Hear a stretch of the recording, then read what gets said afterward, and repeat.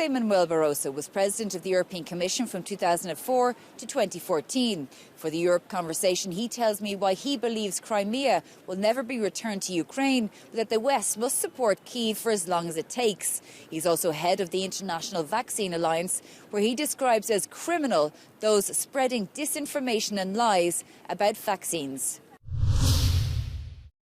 So, President Barroso, it's 10 years since you left as President of the European Commission, and a lot has happened. I mean, even when you started, it was the beginning of enlargement, where we went from 15 countries to 25, then to 28, and now 27. Yes.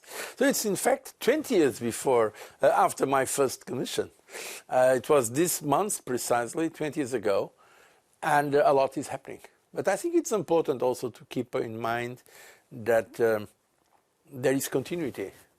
That European institution, par excellence, is the European Commission. And as one of the founding fathers of the European Union said, the European community, Jean Monnet, he said, nothing happens without man. Now we should say nothing happens without people.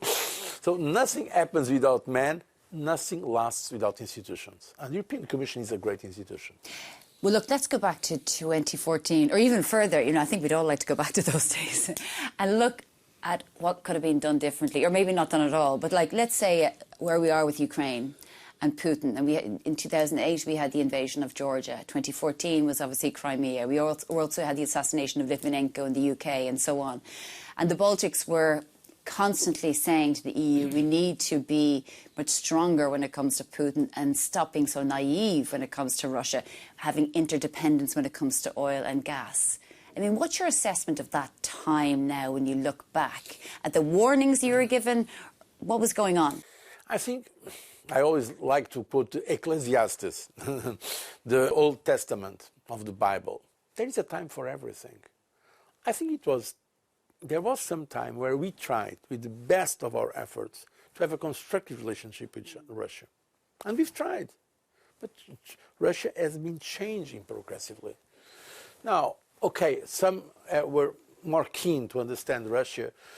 Congratulations. By the way, also, to be honest, some of them, they did not prepare for what happened afterwards. So, and they were not always right on some of their positions. Having said that, I think now it's obvious. We had the invasion, a full invasion of Ukraine. What I hope that is now that countries from the north, from the south, from the center, from the periphery, from the east, from the west, understand that what is at stake is in fact for all Europe, and in fact not only for all Europe, for the world. What we have now is a global conflict. It's not a European conflict. I mean, North Korean military are in Europe now, in one country, invading or fighting against a European country as well. This is very serious. So we need to act together. But what do you think of the period, I suppose? I mean, do you think that the warnings weren't taken seriously? Was there a belief that in 2014 maybe we shouldn't escalate by applying such extreme sanctions against Russia for Crimea? You know, like, what was the thinking? I can tell you what was the thinking, because I was in that meeting. What happened was that facing the invasion of Crimea, there were three possibilities. One is to go direct war against Russia. Nobody wants a war against Russia, still today. Another thing was to make a kind of a diplomatic communique, regretting, almost zero. And there was a middle way. A middle way was sanctions. And that's what we approved. And with a strong support from Germany, France, UK. Merkel, Hollande, Cameron. But already then, with some voices against sanctions, the first one was in fact Viktor Orban. Orban said, if I don't agree with sanctions, because there will be counter-sanctions, it will be negative for us, but if there is a consensus, I will not oppose it. But others, including the Netherlands, which quite insular, and also Malta, Cyprus, Greece and Slovakia, were, let's say, with some level of ambiguity. And the Baltics were for them, I see. The Baltics were for them. But France and Germany were very strongly for them, and UK. The problem was which kind of sanctions, because then they could not agree, and they asked the Commission to design the sanctions. And then, of course, each country said sanctions, but one country, You can imagine which country said, not financial sanctions, not financial services. Others said, not diamonds, not ships, not agriculture, not farming. Because we had the discussion in that's why at the end of the day, the sanction package was relatively minimalist compared to what happened afterwards. So what should it be? What would, if you went back to that time now, what should have been done? Well, look, we have to see what was possible at that time. The reality is that the governments were not ready to go further. That is the reality. The Commission will be ready to go further. But the governments were not ready to go further because of their own interests and probably because they thought, and that's instinct, that what I'm going to say now, it's delicate, but I'm going to say it. Because at least in the back of our minds, or the minds of the European governments, was the idea that Crimea is a special case. That's why today, honestly, nobody believes that Ukraine is going to get back Crimea. That's the reality. Okay, and we are trying to support Ukraine, but also at the same time trying to see what could be a possible solution. So this is the problem. It was an extremely difficult situation, but I don't think at that moment it was possible to conceive a much stronger position because, in fact, the governments were not ready for it. Everything at its time. So let's not use that as a pretext not to do now what we should do. And what should we do now? I mean, to support Ukraine. Yeah. I have no doubts about it. We should support Ukraine. And whatever happens with our American friends, we should support Ukraine. Because if not, it's not only going to be a tragedy for Ukraine, it's a very important country, but it's a tragedy for Europe. And it's going to be the best possible offer we give to the movements against democracy, against international law, against also our own values.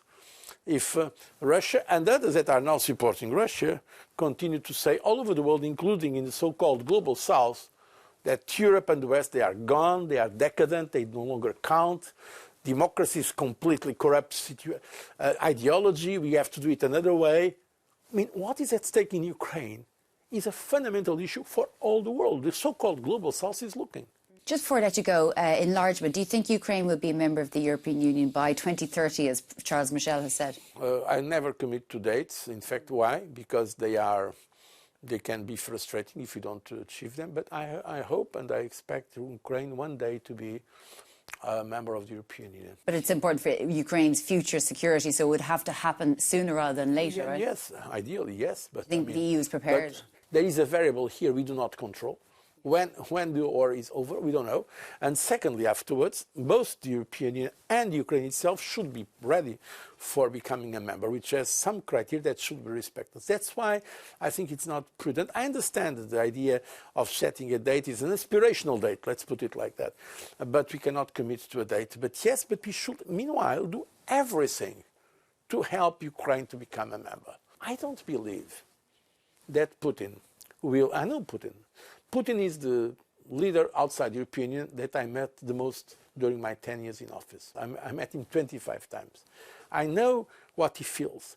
And now, when we have hundreds of thousands of young Russians being killed already now, there are 1,200 casualties per day, Russian casualties.